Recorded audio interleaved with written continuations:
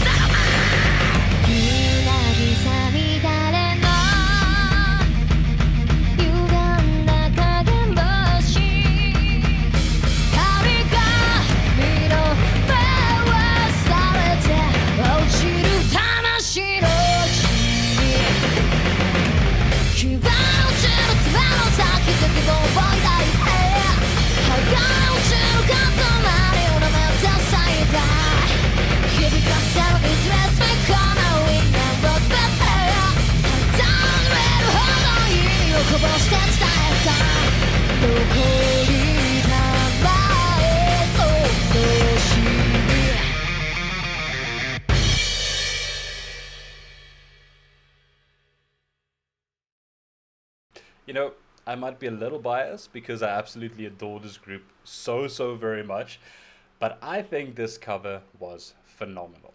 And if you compare it to, for me at least, to the original of Maximum the Hormone, which was absolutely phenomenal, I prefer their cover, and I'll tell you why. But also, that said, the version that we did with Atarashi Gakko and Maximum the Hormone, that version, I think that is still absolutely extraordinary. I think that is my favorite. But this is a close second to it, a very close second to it. These ladies performed phenomenally well. Like, they were incredible. From beginning to end, they nailed it. And, you know, you can really see that, or I'm assuming that these ladies really look up to Maximum the Hormone.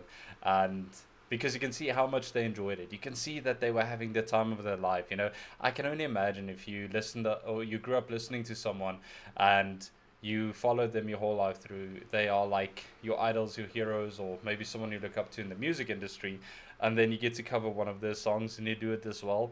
I am pretty sure you will be absolutely ecstatic to do something like this.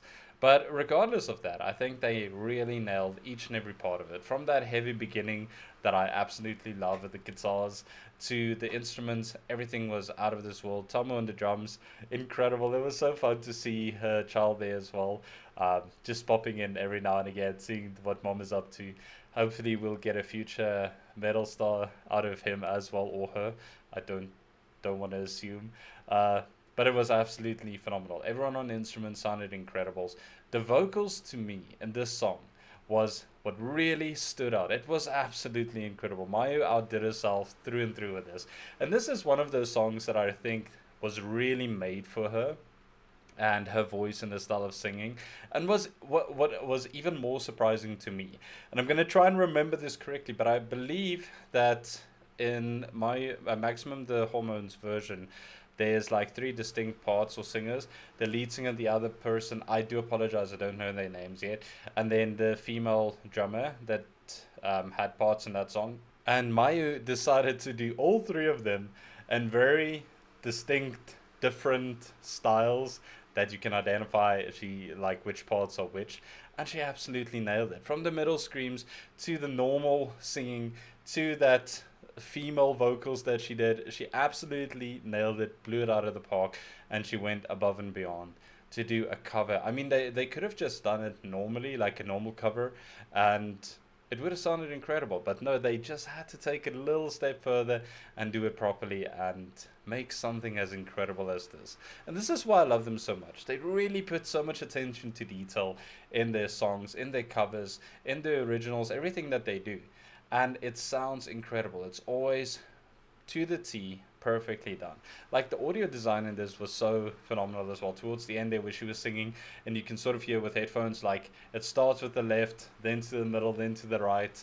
Like, all these little details, it's that stuff that really makes you fall in love with them, you know. Like, not only do they like destroy your sound system, but they climb into your heart with the things that they do and the way that they perform. They really are just a extraordinary band. I really enjoy it. And these music videos, where I just wanted to check the date when this was released, 2 years ago, so it wasn't during COVID, it was like post-COVID times, but still, these at-home videos where like Tomo's in the garage and like the rest are in rooms with the white background, and they put everything together. That takes a lot of work and a lot of like planning and everything to get everything as smooth as it does and still make an amazing cover. I mean, if they're all together, I'm pretty sure it would have been a lot less work to do, especially in like post editing and stuff like that.